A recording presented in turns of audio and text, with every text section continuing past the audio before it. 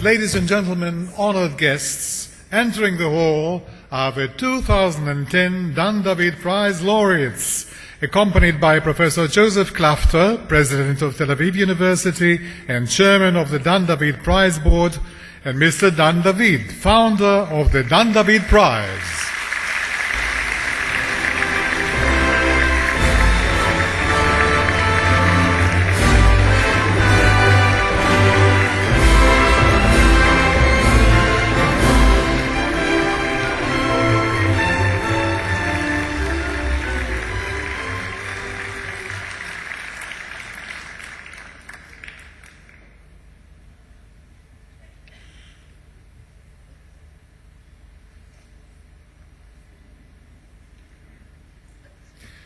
מכובדיי, גבירותיי ורבותיי, ערב טוב, ברוכים הבאים לטקס הענקת פרס דן דוד לשנת 2010. על מנת לאפשר לאורחים הרבים שאינם דוברים עברית לעקוב אחר הטקס, הוא ינוהל ברשותכם באנגלית, אבל כידוע עומד לרשותכם תרגום סימולטני. Mr. and Mrs. David, Minister Herzog and Mrs. Herzog, Professor and Mrs. Klafter, honored laureates and guests, ladies and gentlemen, shalom, good evening, and welcome to the 2010 Dan David Prize Award ceremony. We celebrate tonight the 9th anniversary of the Dan David Prize. The concept of the three-time dimensions serves as the framework within which the Dan David Prize activities take place. Activities which embody the commitment of its founder to strive to create a better world. The past, transforming into the ever-changing present, looks ahead to create an exciting and wonderful future. The concept of time is translated into motion by the Vertigo Dance Association.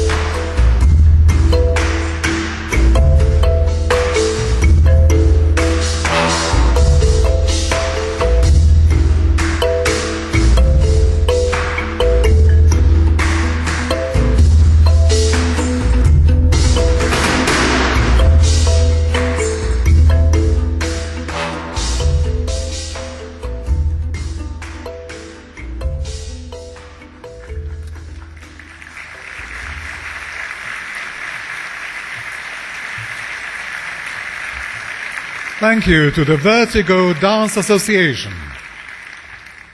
It is an honor to call upon Professor Joseph Klafter, President of Tel Aviv University, to open the ceremony.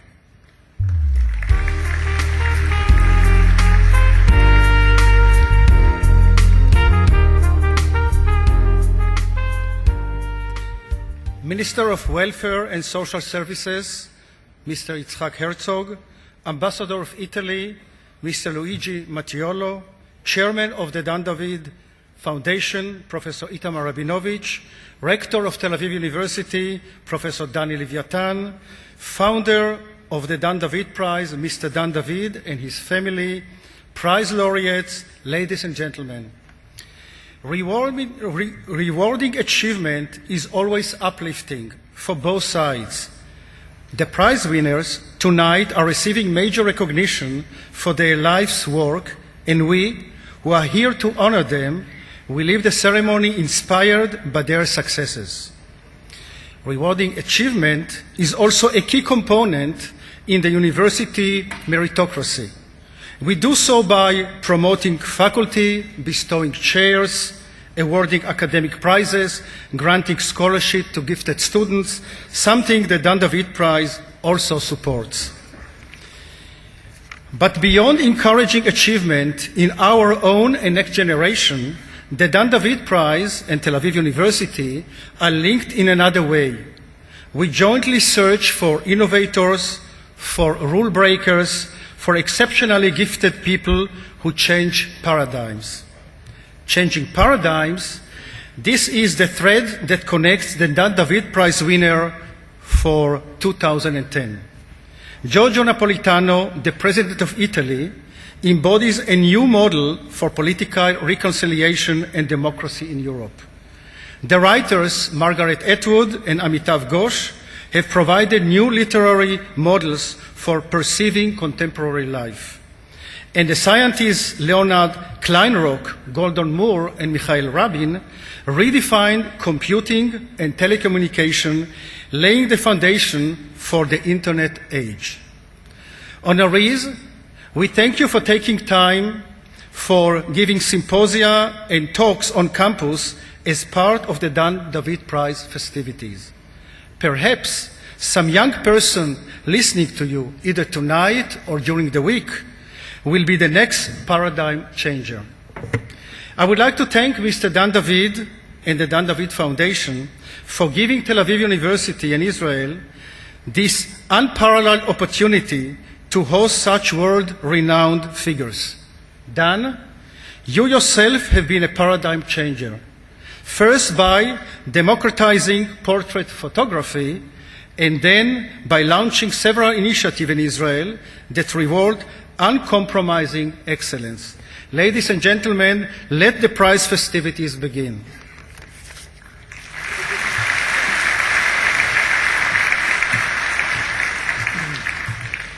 Thank you very much, Professor Klafter. Unfortunately, Mr. Shimon Peres, President of the State of Israel, is unable to attend this ceremony this evening. As you know, he is in Russia now. He has, however, sent his greetings to this distinguished audience, and I'll read it out to you. Mr. Dan David, Professor Klafter, distinguished laureates, honored guests.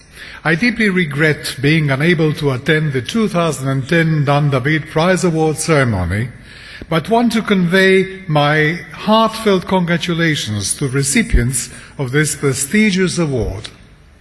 Three vital elements are at the core of the global environment in which we live today and essential for the building of a better tomorrow for all: democracy, culture, and science and technology. The recipients of this year's Dan David Prize are outstanding representatives of those fields, significantly contributing to the quality of our lives and to the shape of our future. President Giorgio Napolitano greatly enhanced the cause of democracy for the benefit of his people.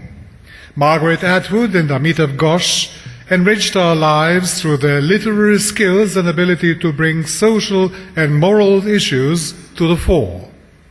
Professor Leonard Kleinrock, Dr. Gordon Moore, and Professor Michael Rabin have made unique contributions in the world of advanced technology, opening unimaginable opportunities and applications.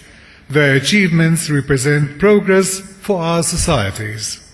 I extend my best wishes to Mr. Dan David and to the 2010 laureates, wishing them every success in their future endeavors. Signed, Shimon Peres.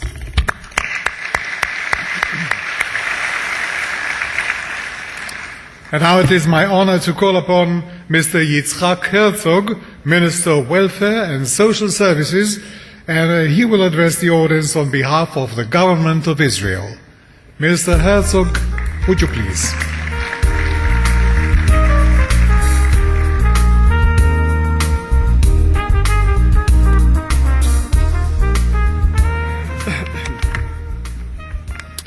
Professor Joseph Klafter, President of Tel Aviv University, and Mrs. Klafter, Mr. Bobby Goldberg, Chairman of the Board of Governors, Tel Aviv University, Mr. Dan David and Mrs. Gavriela David, distinguished ambassadors, distinguished honorees of the Dan David Prize, ladies and gentlemen, guests. I'm very honored to stand here tonight on behalf of the Government of Israel to congratulate you, the recipients of the Dan David Prize, in this very distinguished and leading academic institution and center of learning, knowledge and thought, Tel Aviv University.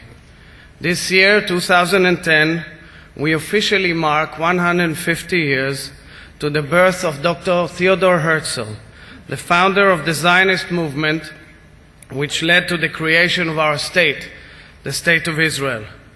Herzl foresaw the worst atrocity in history, which was solely aimed at annihilating the Jewish people, the end of which we are marking today, 65 years ago. And he had also envisioned and laid down the guidelines for the Jewish homeland, which will be the beacon for humankind, deriving from the unique past of its people towards a future of excellence in all fields, scientific research, and the advancement of humanity at large. Indeed, the vision of the founder and benefactor of this prize, Mr. Dan David, exemplifies the vision and dream of Herzl, and especially the uniqueness of the time dimension, especially as it pertains to Israel and its story. Allow me, therefore, to express a sincere vote of thanks to Mr. Dan David and his wife, Mrs. Gabriela David, for their unique enterprise with Tel Aviv University.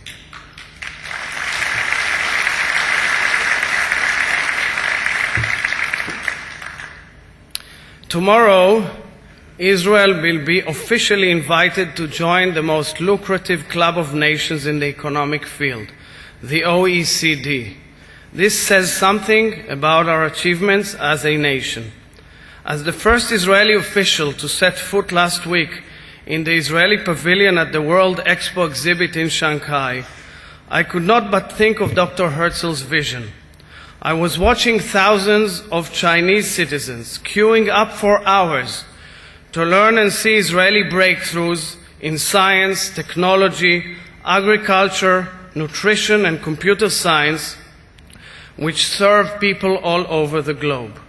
Coupled by a very exciting cultural atmosphere and a very challenging democratic system, I believe Israel offers an incredible dimension in relation to this prize. This ceremony is held on the day we commence, yet again, another effort to reach peace with our Palestinian neighbors. We hope this effort, which is led by the United States, will lead to direct negotiations towards a breakthrough for peace. I believe that the majority on both sides, Israelis and Palestinians, want it and are willing to pay the necessary painful price for it. The same should apply on our northern front. The same should apply on our northern front, the need for peace with Syria. When one looks carefully on all three dimensions of time, we understand how vital this objective is for our people, for our region, and for our world. I sincerely hope we will not miss again another golden opportunity, putting the blame on each other. This requires bold steps from our leaders, with boldness and courage to lead ahead, we can realize this dream. Dear guests,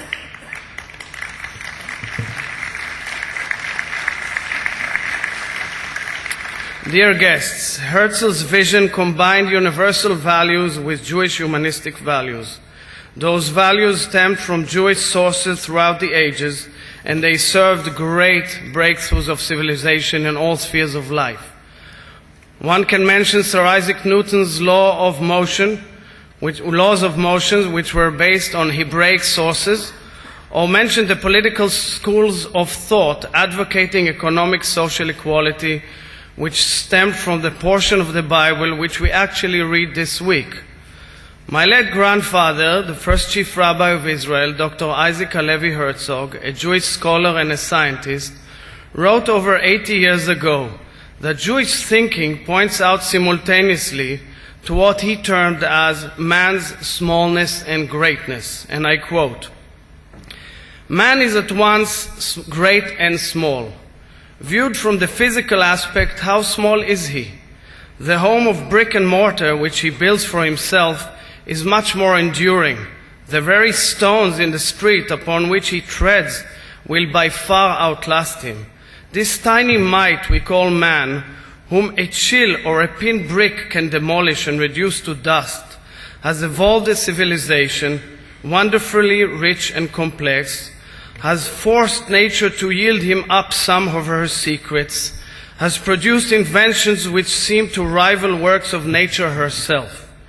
He added that man must therefore always be humble, must refrain from arrogance, and concluded, and I quote, "that you are at once small and great, and it is under the sense of this dual nature of your smallness and greatness at the same time that you must regulate your life and conduct."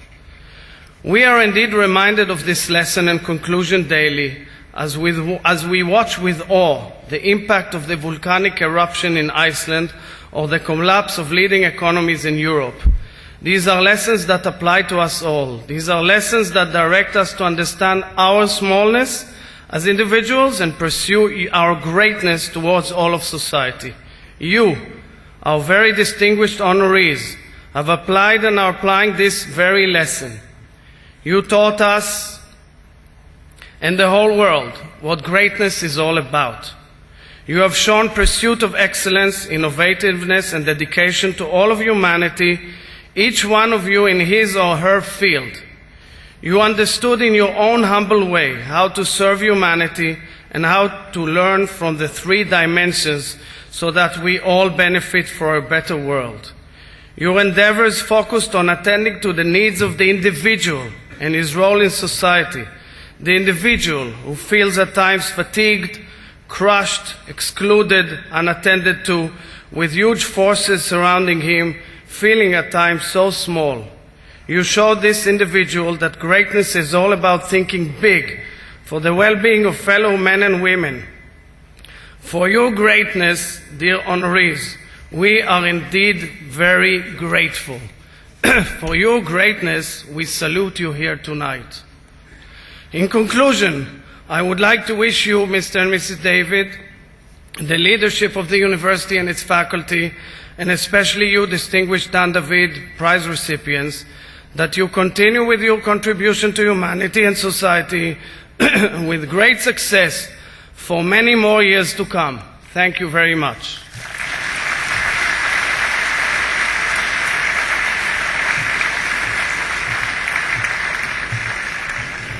And thank you very much, Minister Herzog. It is my honor now to call upon Mr. Dan David, founder of the Dan David Prize, to deliver his address.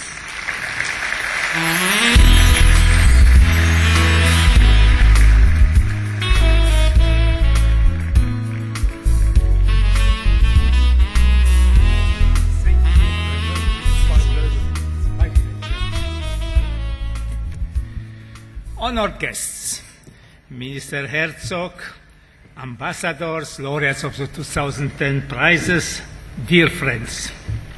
First of all, I'm sorry I could not include in those welcome greetings President Peres, who was with us 10 years ago when we inaugurated the prize, and President of Italy, Napolitano. They are both in a more important event, perhaps, in Moscow, together with many heads of state of many countries, to celebrate the 65th anniversary of the victory against Nazi Germany. For the first time, they will supervise the parade not only of Russian soldiers, but also of American, French, Polish, English soldiers on the Red Square.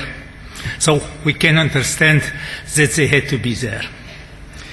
Behind tonight's event, behind all this organization, there is a large group of people dedicated to this project. And I would first of all like to thank all those involved, including but not limited to Professor Josef Klafter, President of Tel Aviv University and Chairman of the Prize Board, Professor Itamar Rabinovich, the Chairman of the Dan David Foundation, who was with us from the beginning 10 years ago, all members of the International Board of the Prize and members of the review committees originating from all the world, Mrs. Madar Fisher, Director of the Prize, Professor Itzhak Witz, its scientific advisor, and so many, many others. They and many others continue each year to do a wonderful work in meeting the main goal of the prize, promoting human achievement in all fields, in a broad matter, learning from our past, building our present, and dreaming our future. Tonight, we celebrate the main winners of this year's prizes. Tomorrow, they will donate 10% of their prizes to young scholars in their respective fields. And continuing to the even younger generation, we will once again hold the award ceremony for the Name Your Hero competition, in which hundreds of 1,000, I would say to be precise, high school students wrote essays suggesting who should be the winner of the main prize, who should be their hero. There will also be a surprise for one of them, of those youngsters, as we will have his hero as a guest.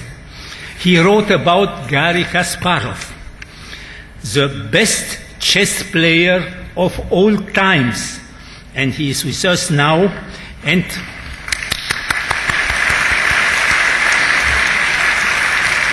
he will play a simultaneous game against 30 tomorrow afternoon. You are all invited. Certainly, the result will be 30-0. I don't say for whom. Don't forget, please, to send us for next year prizes 2011, your candidates. And I can mention to you that the focus fields for next year will be, for the past time dimension, evolution, present time dimension, cinema and society, and for the future time dimension, aging, facing the challenge. It's a big challenge to age. And I will now introduce a small personal note as I was thinking about it, and it's not in my speech. Allow me to remember that until 50 years ago, I was behind this camera. Like this young lady, Michal, I met her 20 or more years ago. And 50 years ago, I decided not to stay anymore behind the camera, but to manufacture the cameras. I abandoned the art of photography for the industry of photography, despite the fact that my wife told me, don't do this, you could become another Robert Capa or Henri Cartier-Bresson. So here I am. You can judge if I took a good decisions those 50 years ago.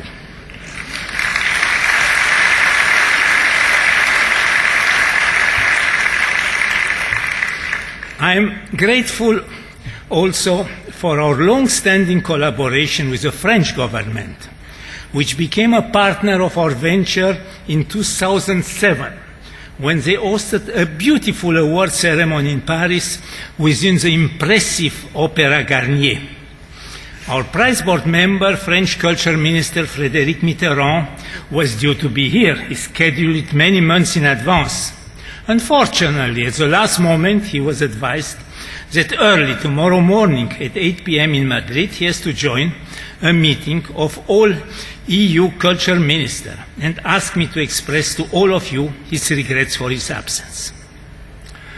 Now, I spoke about the international character of the prize, but I am proud to say that the prize had found a warm and apt home at Tel Aviv University.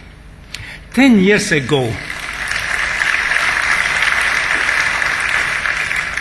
10 years ago, we were here at the same stage to announce the decision to create the prize and to headquarter it at Tel Aviv University. At the time, I explained that one of the reasons behind this choice was our belief that Israel is much more than the conflict that involves it, and that this country and its people contribute in such a big measure to humankind in all its endeavors. Bringing the prize here was about highlighting Israel as a center of learning, knowledge and discovery, and creating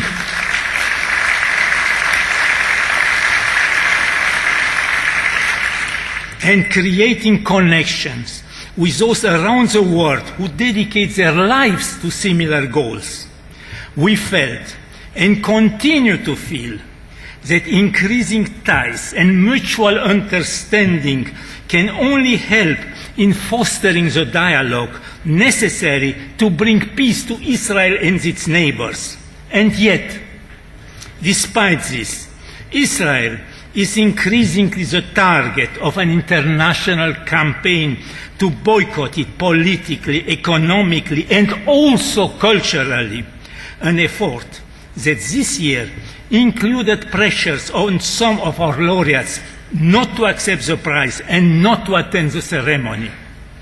We believe that such a campaign is unfortunate because it is a wholesale rejection of Israel's rich culture and multifaceted society, and indeed of its right to continue as its safe existence.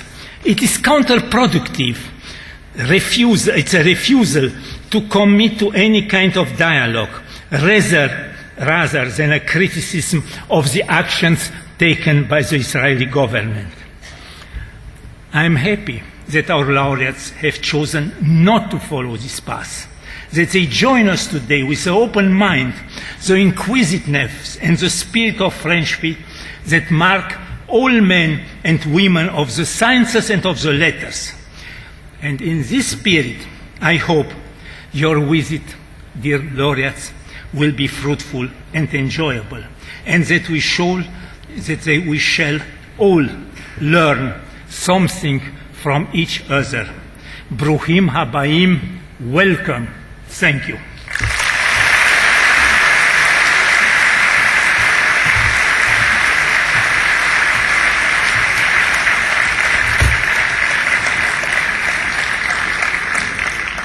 Thank you so much, Mr. Dan David.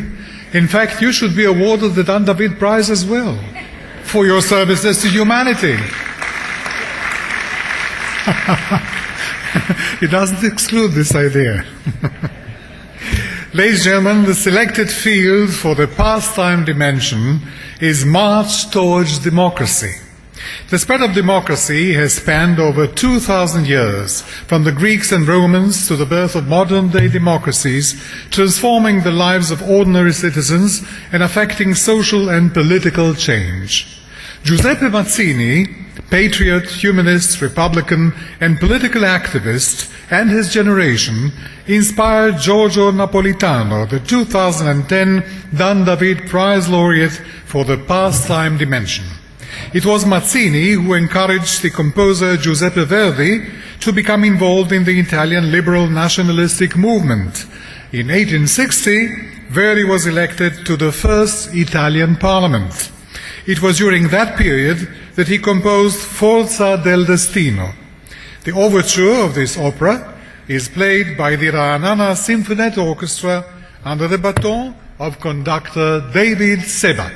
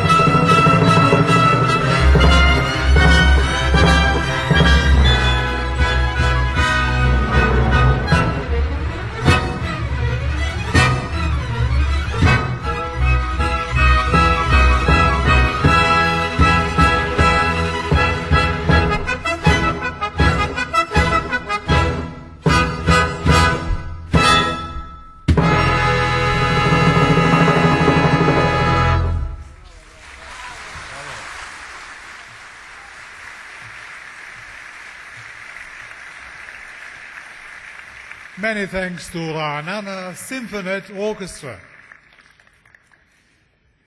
The International Review Committee, chaired by Professor Shlomo Avineri, Department of Political Science, the Hebrew University, has selected Giorgio Napolitano, President of the Republic of Italy, as the laureate of the 2010 Dan David Prize for the Pastime Dimension.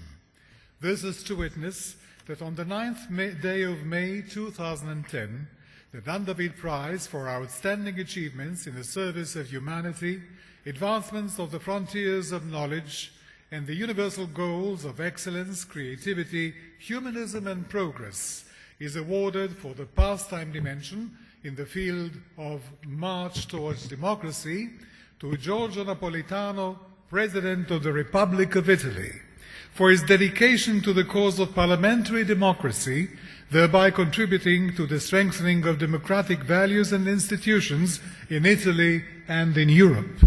He stands as a beacon of reason, moderation, and democratic values. The award will be presented by Professor Joseph Klafter, President of Tel Aviv University and the Chairman of the Dan David Prize Board, and Mr. Dan David, founder of the Dan David Prize.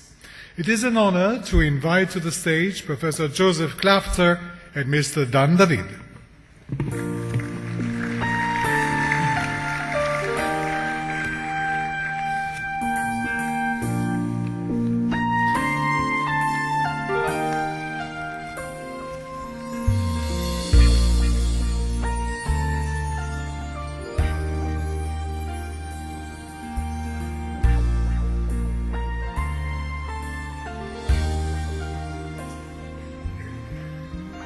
As President Giorgio Napolitano was unfortunately unable to attend due to unexpected official obligations, I now have the honor to invite to the stage the Ambassador of Italy in Israel, His Excellency Luigi Mattiolo, who will receive the prize on behalf of President Napolitano. Your Excellency.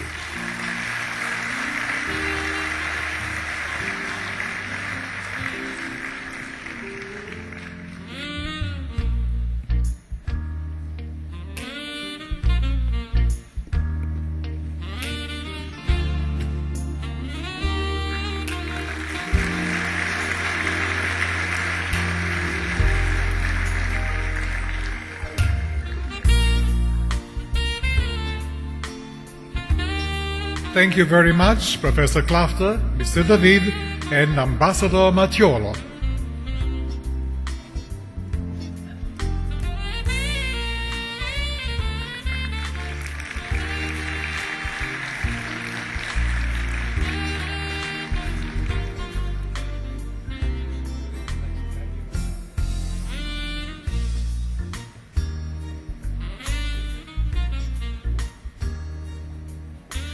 Ladies and gentlemen, the short video address by President Giorgio Napolitano will now be shown.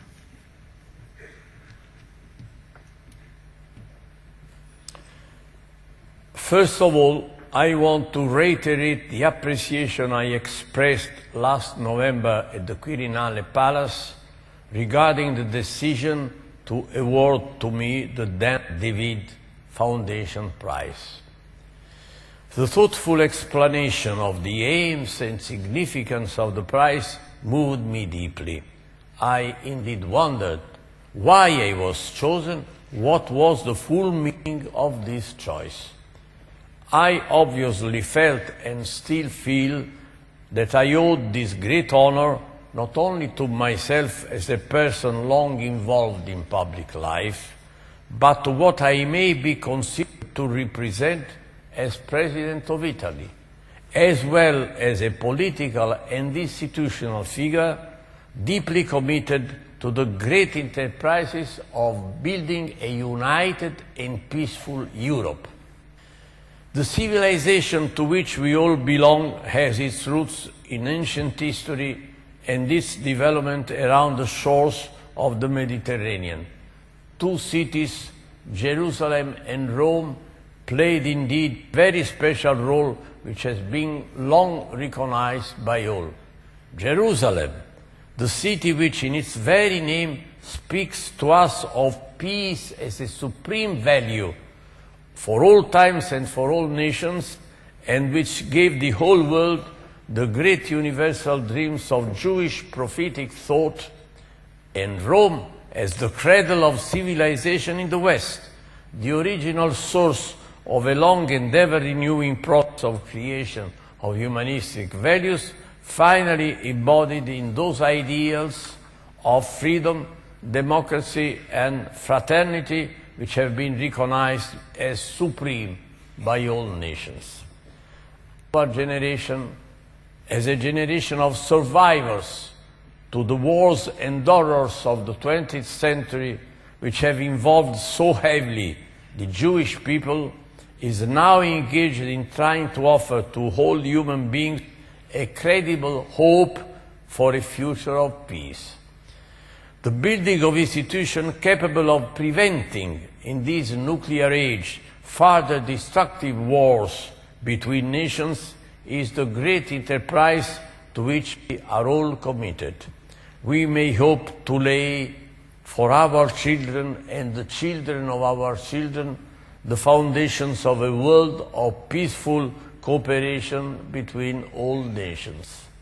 I can assure to you, Italy is and will be deeply engaged in actions and initiatives aiming at the achievement against all threats of such great ideals.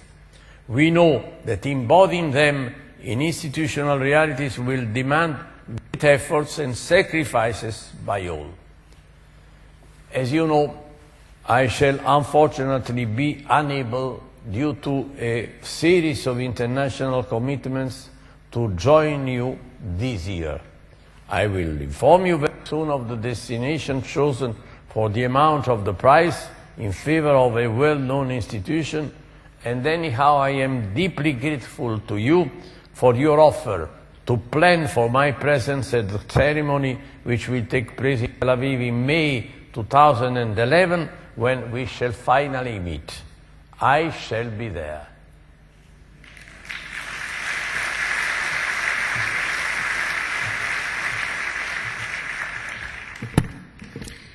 The selected field for the present time dimension is literature rendition of the 20th century.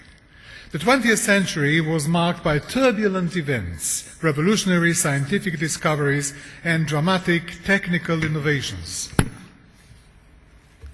All of these left an indelible mark on the concept of self that had evolved since the Enlightenment. As literature has always reflected seismic changes in humanity's self-perception, 20th century writers produced an unprecedented diversity of literary styles in order to convey the modernist shift in humanity's understanding of itself. Laureates of the Dan David Prize, Margaret Atwood and Amitav Ghosh, represent this concept in their unique way of writing. The devil says to the writer, I will make you the best writer of your generation. Forget that, of the millennium. And all you have to do is sell me, your grandmother, your mother, your wife, your kids, your dog, and your soul. And the writer says, okay. Give me the pen, where do I sign? And then he says, just a minute, what's the catch? The best way to learn about a writer's work is to read their work. It's like Beethoven. You can learn a lot about what Beethoven had for breakfast, but that's not going to tell you much about his music. How do I keep my creative imagination active and flowing? I don't think that's a problem. My problem has never been, where does my next idea come from? My problem has always been, which of these 12 ideas am I actually going to work on? I started writing when I was 5 or 6. I didn't have a motivation. I think all kids do that kind of thing. So I think the thing to ask is not why people do it initially, but why do most people stop? The first novel, I have to tell you, isn't very interesting. The central character is an ant, and there isn't much you can do about the egg stage, the larva stage, and the pupa stage of an ant's life. The world is divided into two kinds of people. those who favor Superman and those who favor Batman. Batman doesn't actually have any superhuman powers. He has instead ingenuity and some rather nifty costumes. Oh, I was a Batman fan. We're in particularly threatening times globally. You think back to the Second World War. Everybody started living in a different way. If what we're being told is true, why aren't we doing that? Where are those efforts that are coming from national leadership? But it's not that we couldn't do it. We could do it quite easily. Once upon a time, when I was doing public events, people would ask me questions like, what do you think of the arts? What do you think of the role of women? Now they ask one thing, and that one thing is this: is there hope?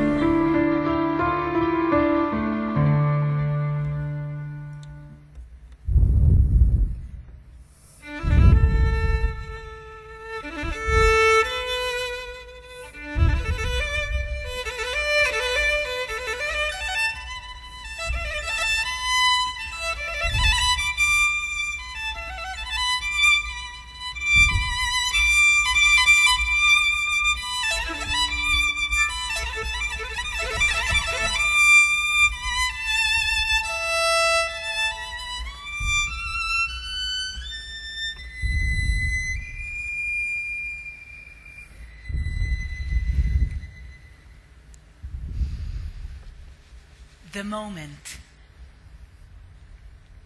The moment when, after many years of hard work and a long voyage, you stand in the center of your room, house, half-acre, square mile, island, country, knowing at last how you got there, and say, I own this, is the same moment when the trees unloose their soft arms from around you, the birds take back their language, the cliffs fissure and collapse, the air moves back from you like a wave and you can't breathe. No, they whisper. You own nothing. You were a visitor, time after time, climbing the hill, planting the flag, proclaiming, we never belonged to you. You never found us. It was always the other way round.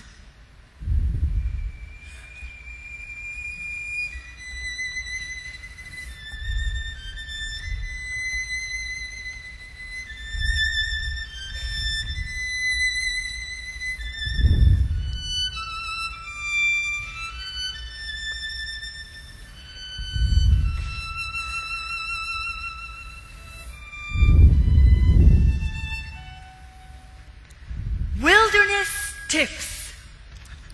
It was the summer he wanted to be an Indian because of wilderness tips.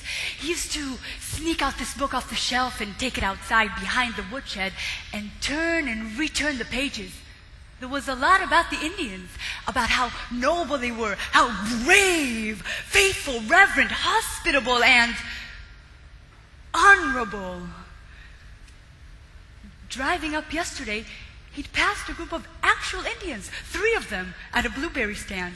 They were wearing t-shirts and running shoes, the same as everybody else. One of them had a transistor radio. A neat maroon minivan was parked beside the stand. So what did he expect from them? Feathers?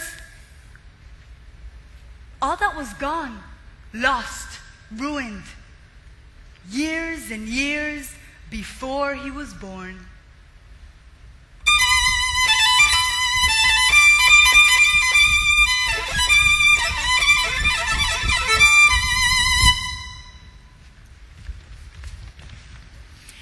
The year of the flood.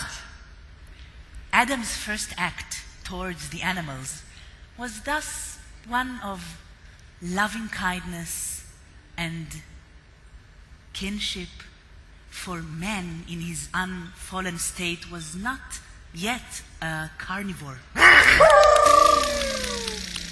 The animals knew this. And did not run away. So it must have been on that unrepeatable day, a peaceful gathering at which every living entity on the earth was embraced by man. How much have we lost, dear fellow mammals and fellow mortals? How much have we willfully destroyed? How much do we need to restore within ourselves? The time of the naming is not over, my friends. In his sight, we may still be living in the sixth day. As your meditation, imagine yourself rocked in that sheltering moment. Stretch out your hand towards those gentle eyes that regard you with such trust, a trust that has not yet been violated by bloodshed and gluttony and pride and disdain. Say their names. Let us sing.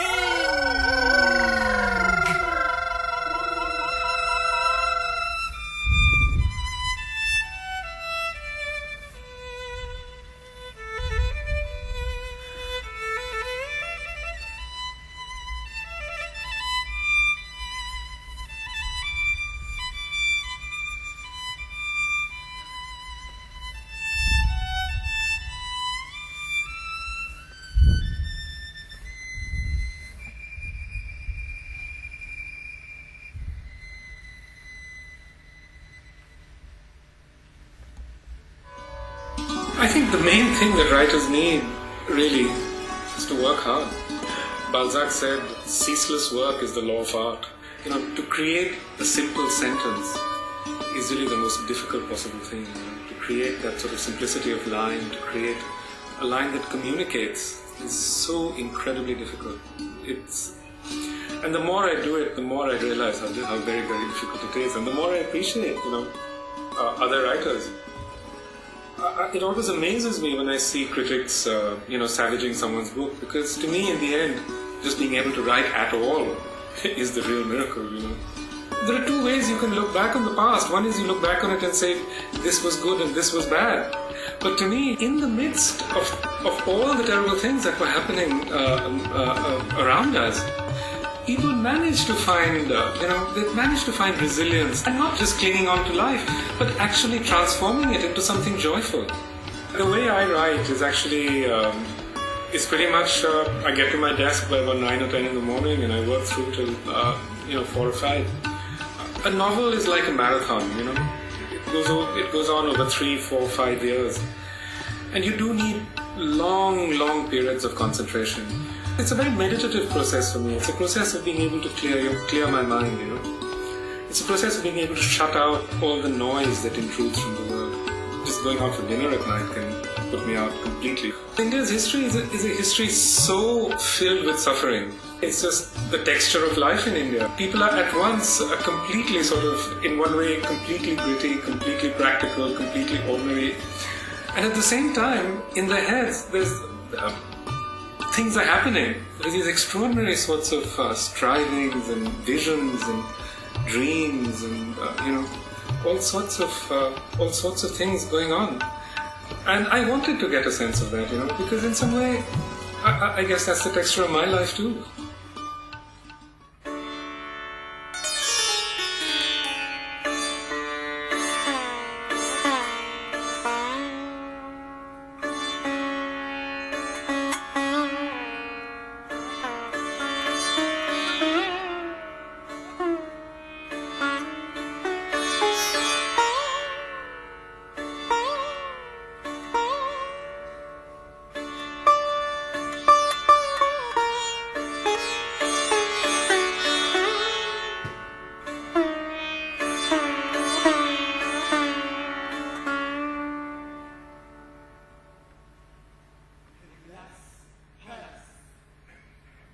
Arjun saw that it was a pamphlet written in Hindustani and printed in both Devanagari and Arabic script.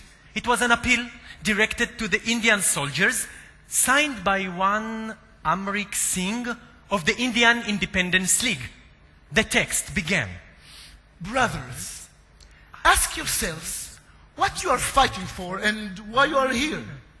Do you really wish to sacrifice your lives? Do you really wish to sacrifice your lives for an empire that has has kept your country in slavery for 200 for years? 200 years?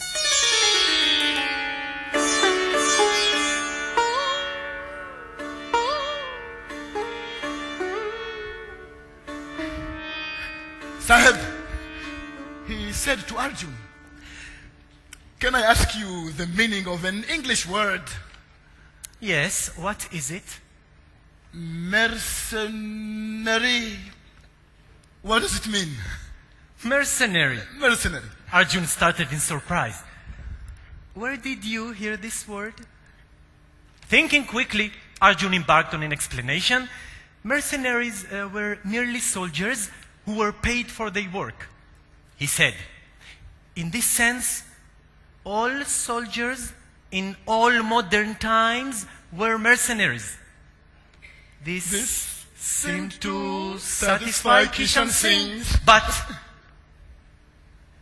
it was Arjun himself who now came to be troubled by the answer he had given his batman. If it were true, and it undoubtedly was, that all contemporary soldiers were mercenaries, then why did the word have the sting of an insult? Why did he feel himself smarting at its use? Was it because soldiering was not just a job after all, as he had taught himself to believe that to kill without conviction violated some deep and unalterable human impulse?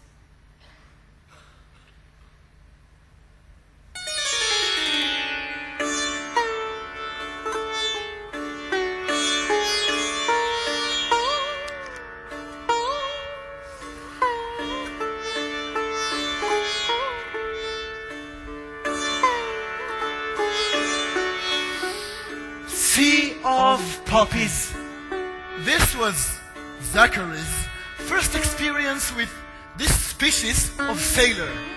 He had thought that Lascars were a tribe or nation like the Cherokee or Sioux.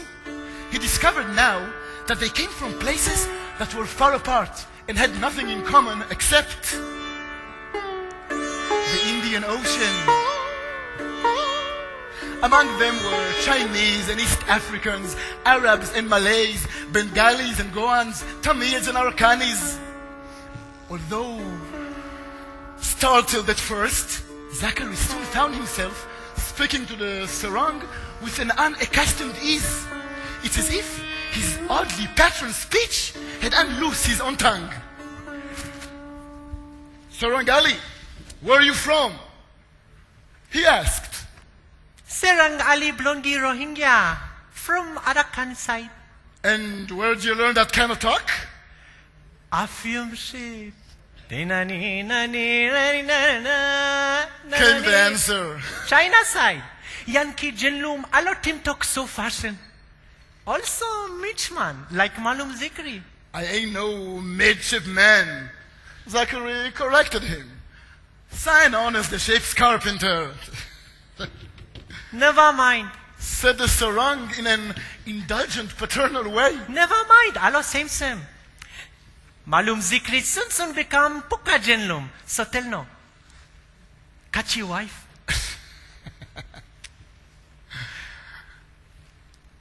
Catch your wife? Catch your wife or yet?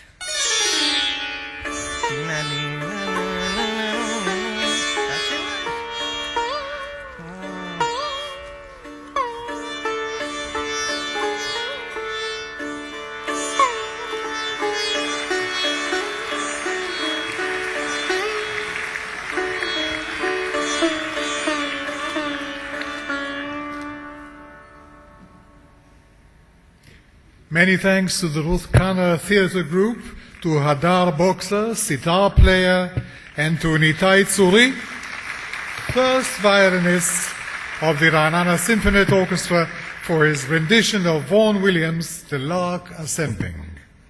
The International Review Committee for the Present Time Dimension, chaired by Professor Eric Sundquist, Department of English, UCLA, has selected Margaret Atwood and Amitav Ghosh as the laureates of the 2010 Dan David Prize for the Present Time Dimension.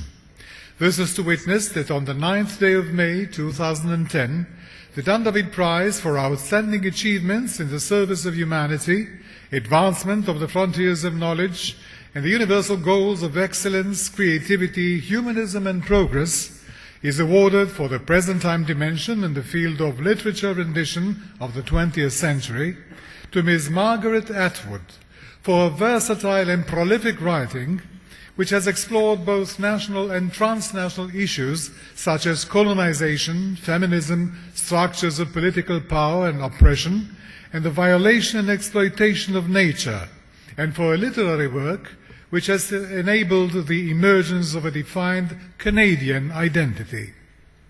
The prize also is awarded to Mr. Amitav Ghosh for his novels, which offer a panoramic treatment of 20th century history from a post-colonial perspective and a transnational understanding of the self, seen as the intersection of the many identities produced by the collision of languages and cultures. It is an honor to invite to the stage to present the award Professor Joseph Klafter, President of Tel Aviv University and the Chairman of the Dan David Prize Board, and Mr. Ariel David, member of the Dan David Prize Foundation. Gentlemen.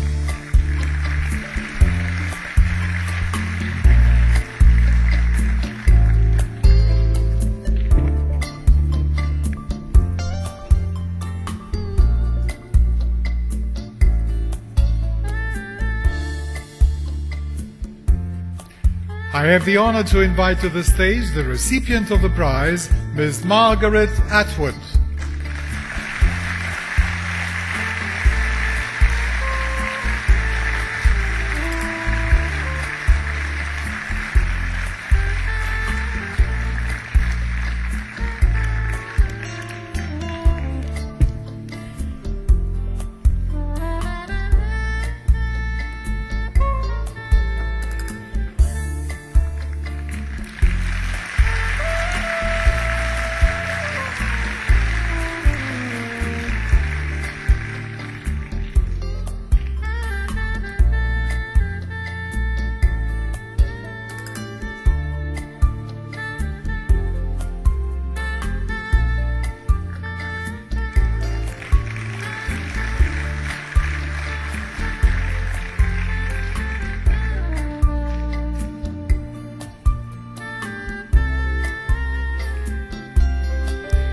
I now have the honor to invite to the stage the recipient of the prize, Mr. Amitav Ghosh.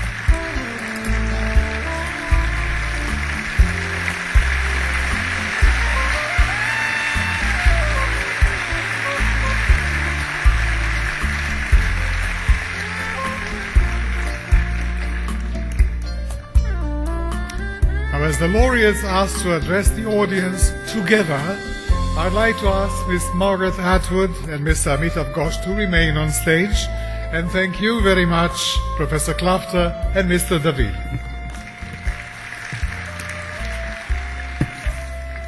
The floor is yours.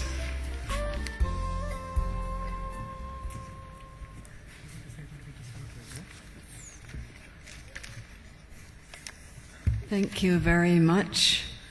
We're very happy to be here at this extremely important moment of your history. And we wish you the very best of luck in the coming months.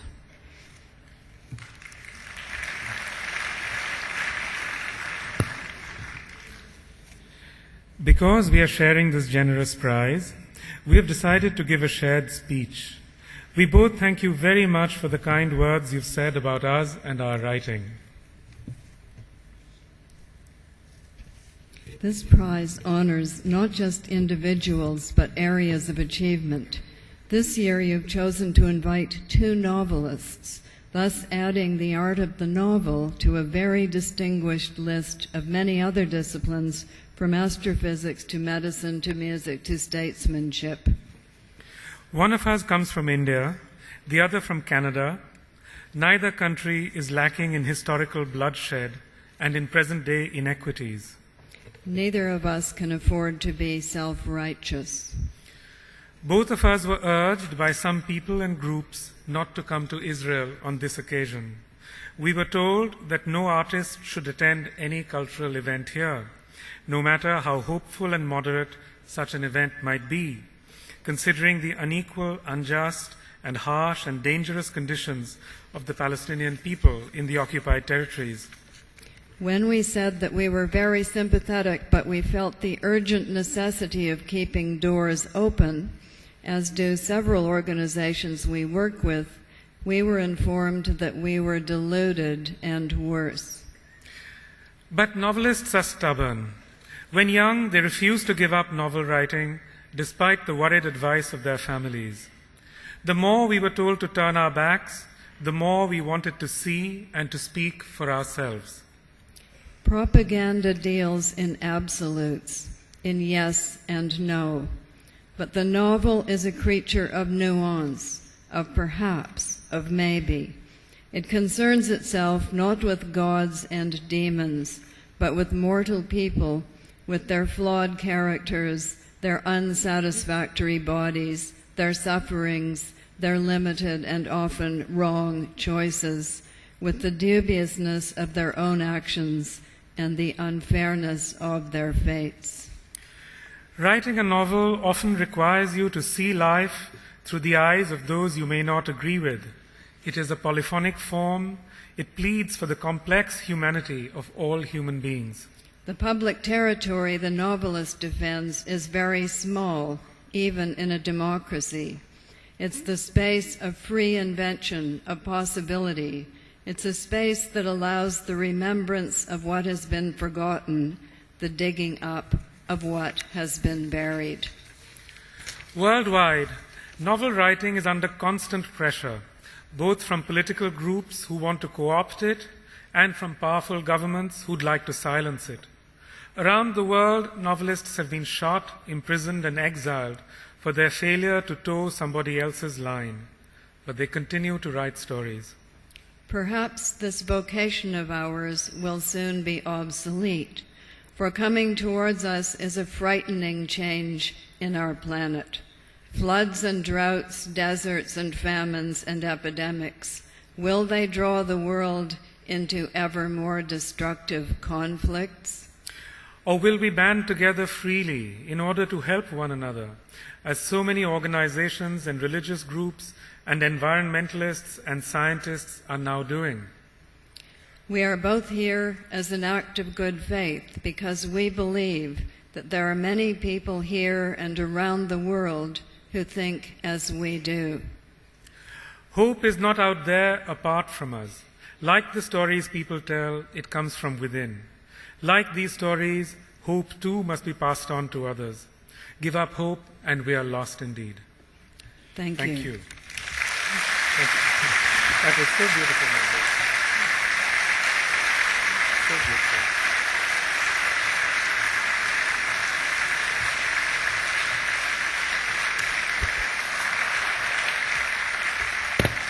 Thank you so much, Ms. Atwood and Mr. Gosch. The selected field for the future time dimension is computers and telecommunications. The humble beginnings of computerized technology and telecommunications in the 1960s gave rise to today's fast-paced and dynamically advancing global network of information technology. The enormous influence these systems have had on individual lives, corporations, science communities, and political institutions is immeasurable. Our laureates of the future time dimension have created the technologies and tools for this evolution. The Vertigo Dance Association expresses these achievements through its choreography.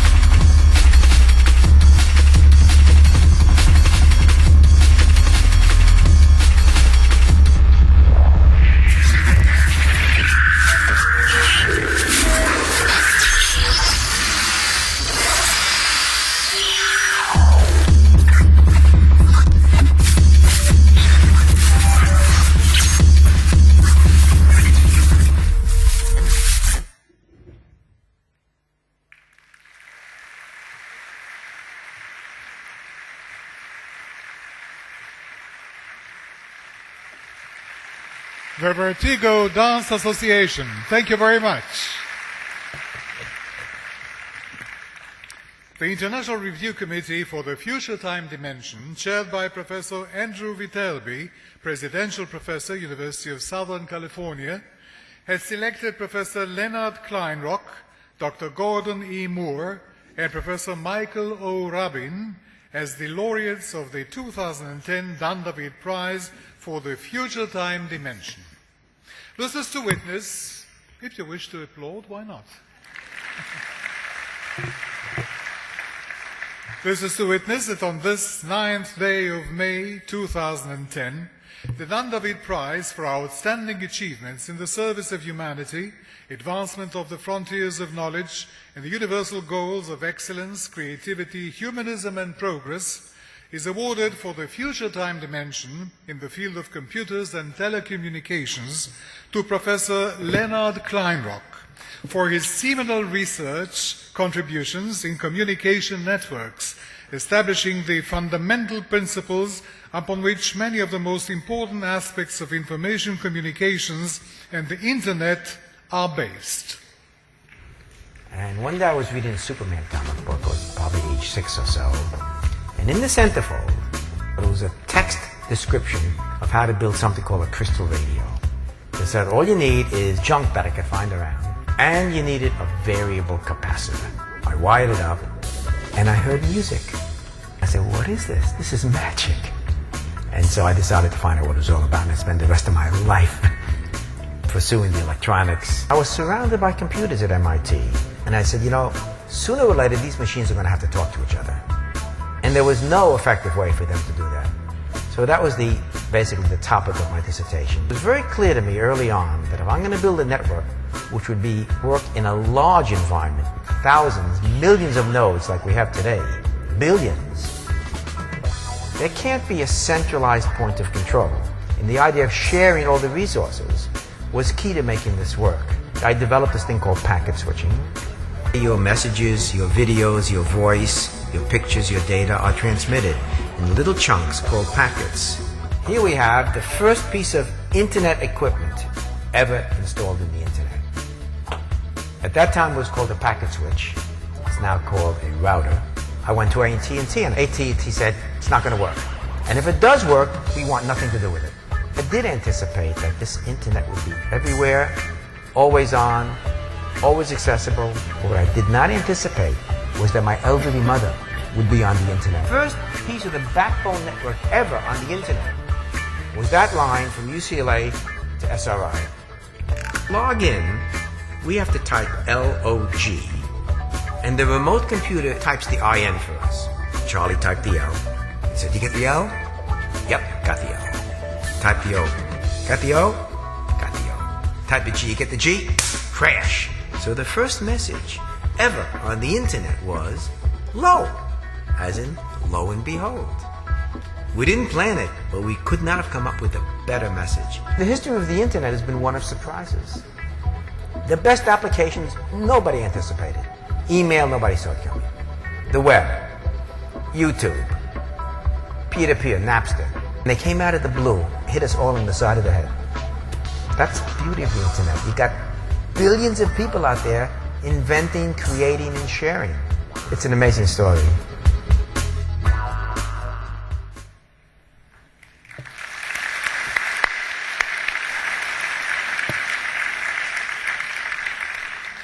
The 2010 Dan David Prize for the Future Time Dimension in the field of computers and telecommunications is awarded to Dr. Gordon E. Moore for his remarkable intuition, leading him to proclaim Moore's Law, which has become the guiding principle for the semiconductor, and for his co-founding of the outstanding microprocessor pioneer, Intel. It's amazing how fast 35 years can fly by. It seems, almost yesterday that we were just a small startup in a building on Wistman Road in Mountain View. During my career, I've seen the industry move from the point where we made single transistors to the point where we now make memory chips with 250 million bits on them and sell them for about the same price. the cost reductions have been phenomenal. And that's what's really allowed electronics to enter everybody's lives. In 1985, the microprocessor was already significant and growing rapidly. Actually, the year that our first 32-bit microprocessor was introduced, the good old 386. The way things were developing on the 386, we thought we had a potential winner in hand. And in fact, that turned out to be the beginning of a very major development in microprocessors for us, really the development of the modern PC. I'll have to admit that the development of integrated circuits has really surprised me. While I could often see 2 or 3 generations of technology down the road, you could imagine what was coming out. To see the progress that has been made is really far beyond anything I could have conceived. When you think the first microprocessor only had 2,200 transistors in it, 2,200. We're looking at something 1,000,000 times that complex in the next few generations, a couple of billion transistors. What that gives us in the way of flexibility to design products is phenomenal. The question often asked is, what's going to replace silicon transistors? I'll go out on a limb and say I don't think anything. I believe that silicon transistors are going to be the way we make electronic functions for a long, long time.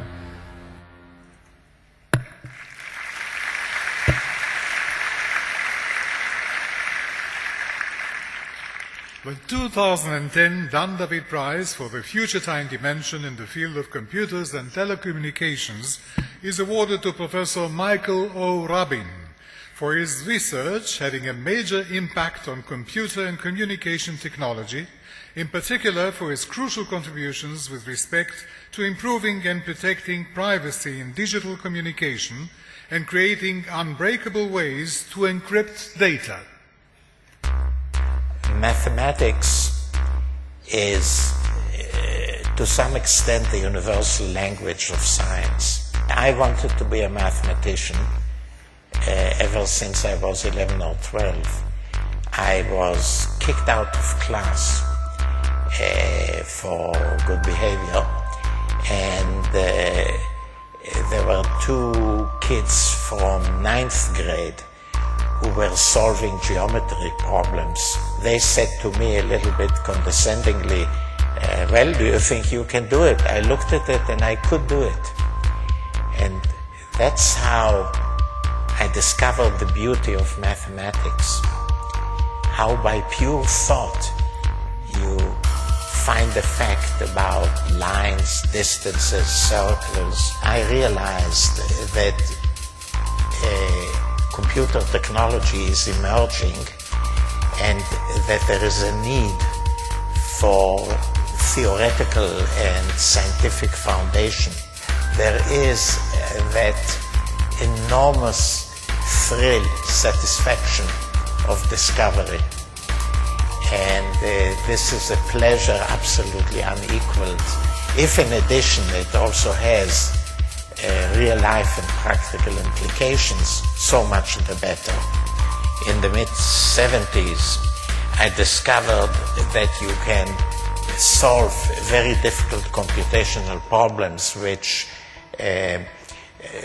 seemed to be impossible by use of randomness. This is incredibly mysterious, and I must say that even though I was involved in doing it, I can't really explain why it works. You're sitting there, doodling, looking at your computer, and all of a sudden there is a flash of enlightenment, and there you have it. It could take then 20 pages to write down, but the idea that constitutes the solution somehow descends on you almost instantaneously. You have to be open to give and receive love. In work, you have to find the thing to do that makes you happy. Even if I weren't paid for it, I would do the work without pay, because it's so so beautiful, satisfying, and also useful.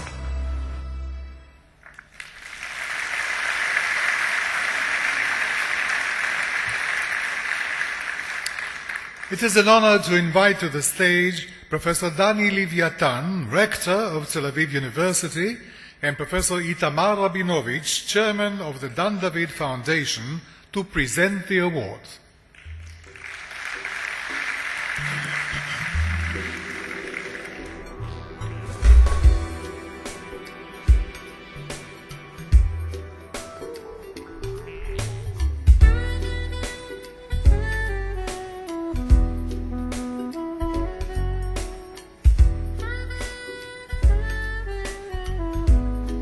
I have the honor to invite to the stage the recipient of the prize, Professor Leonard Kleinrock.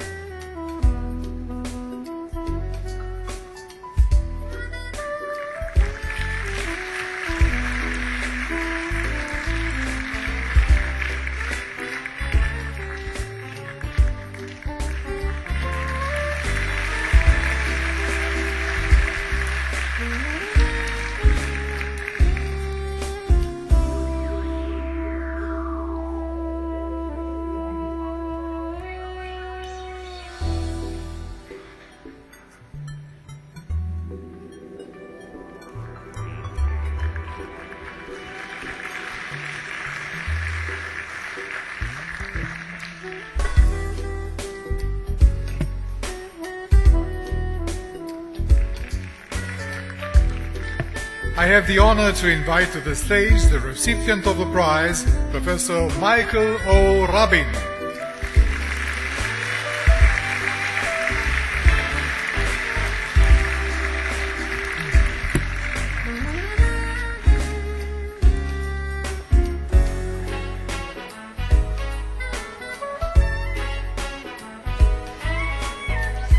שמור לך.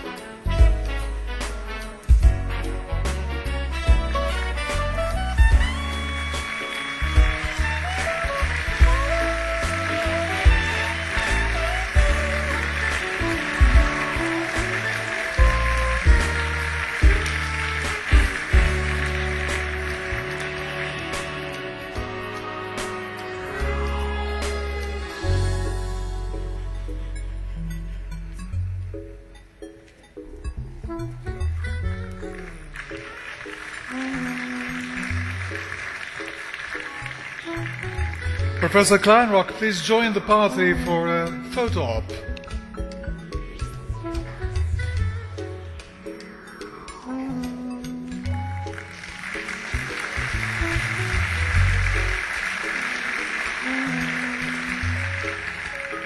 Unfortunately, Dr. Moore was unable to attend the ceremony.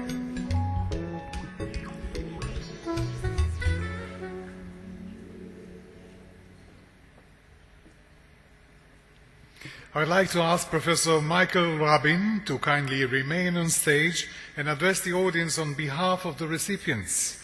And thank you, Professor Kleinrock, Professor Leviatan, and Professor Rabinovich.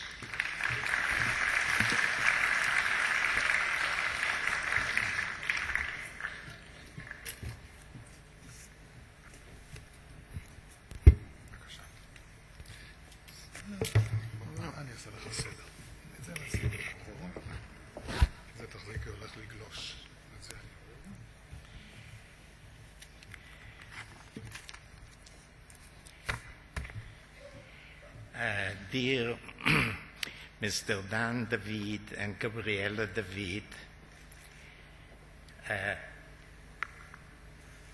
Minister Herzog representing the government of Israel, President Klafter of the Tel Aviv University, ambassadors, my fellow prize recipients, dear friends and guests. I am pleased to respond on behalf of the Dan David Prize recipients in the future time dimension of computers and telecommunications. I feel honored to have our work recognized by this award and are deeply grateful to Dan David for having established the prizes and to the prize committee for having selected us. Winston Churchill, in his deep wisdom and historical sense, has said 60 years ago, "The coming century will be the century of knowledge." Indeed, in the 21st century, the wealth of nations, the welfare of societies, and the well-being of people and of the planet will depend and flow from scientific knowledge and innovation to a much greater extent than from natural resources such as oil, coal, and ores. Even properly feeding the world's ever-growing population will require scientific innovation on a grand scale. Dan David has exhibited great foresight in including this future time dimension category amongst the awards. We can extend Churchill's characterization by saying that the 21st century will be a century of knowledge, computation, communication, and information. Gordon Moore, a founder of Intel, is the father of successive generations of the most prevalent powerful processors found in every computing device and system. They provide the vast computing power enable present and future applications of computing and communications. Another indispensable tool in computing technology are efficient algorithms. At the basis of every important computing application lies a suite of efficient algorithms. In the past 3 decades, the use of randomization has very surprisingly enabled fast, practical solutions to significant algorithmic problems. The amazing and life-saving research into the genetic basis for diseases such as cancer and Alzheimer's are completely dependent on vast computing power and on efficient algorithms. We have seen the emergence of enormous databases and of search engines enabling retrieval and collection of information on a scale unimaginable just a decade ago. We shall have medical-based databases facilitating access to a person's whole medical history and thereby enabling proper treatment. These databases will also enable statistical studies, deepening our understanding of disease patterns and of the efficacy of treatments. The ubiquitous databases of detailed personal information are raising serious concerns about privacy. Modern cryptographic methods will be a major tool in protecting privacy in the information age.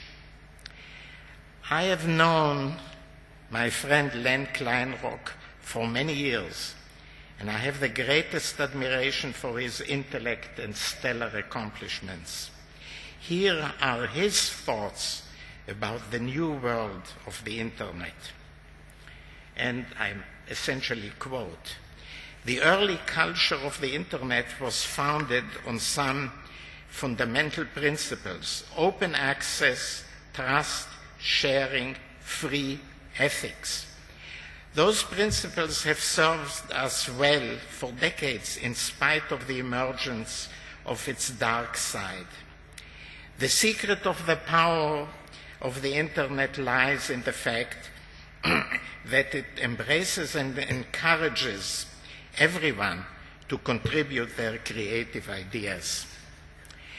Knowledge and work, creative ideas, knowledge and work, and make them available to others interactively on the internet. Most everyone in the world now has an equal voice to express ideas and opinions, i.e., the internet is a vital democratizing force. The ability of people all over the world to reach out and form communities of interest has been one of the greatest benefits of the internet. These are the elements that have spawned its tremendous growth. I continue quoting, "We are fast approaching a time when the netherworld of cyberspace will escape from behind the screens of our computing devices and move out into our physical world as technology embedded in our infrastructure. Most of the objects in our physical real-world environment will be internet-enabled via this embedded technology, which will then disappear into the infrastructure in the same way that electricity has. As we move headlong into the 21st century, the future of the internet will be characterized by extreme mobility, mass personalization, video addiction, anybody who has children is quite aware of that, everywhere access and surprising applications and services as yet unimagined. Indeed, I foresee that the internet will essentially be an invisible infrastructure serving as a global nervous system for the peoples and processes of this planet. Here, and now I'm a messenger, are Len's words to his family. I would like to express my everlasting thanks and gratitude to my wife, Stella, who has provided inspiration, support, love, and wisdom to me, to my parents who tolerated my science experiments spread all over our cramped apartment, to my children who had to share with me with my work, and to my grandchildren who bring me joy untold in my later years. Now again, as to myself, I want to acknowledge, first of all, my debt to some of the greatest intellectual giants of the 20th century. Reading Alan Turing's papers on computation and computability is what prompted me to turn from the purest of mathematics into a theory of computation which later on became computer science. I went to Princeton University and I did my PhD with Alonzo Church. And then on the basis of that thesis was invited by Kurt Gödel to spend a year at the Institute for Advanced Study, at which time I had weekly meetings with Gödel. Alonzo Church, Alan Turing, and Gödel were the three people who initiated and formulated the theory of computation. Finally, and most importantly to me, dearest Ruth, my beloved Tal, Sharon, Boaz, and Yoram, our wonderful grandchildren, my beloved sister Miriam and her husband Moshe, our love to and support of each other are what makes everything possible, meaningful, and worthwhile. Thank you very much for your patience listening.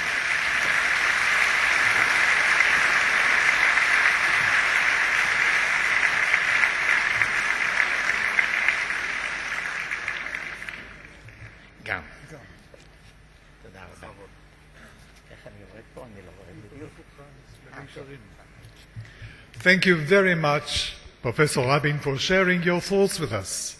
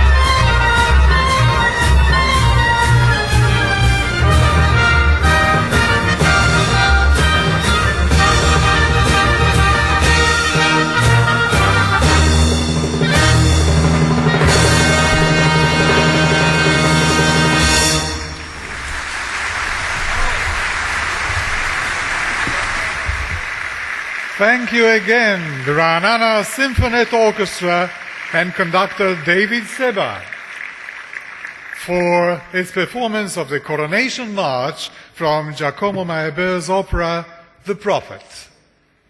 Ladies and gentlemen, Ms. Dana Peleg from the Buchman Mehta School of Music, Tel Aviv University, will now sing our national anthem, Hatikva. Ladies and gentlemen, please rise.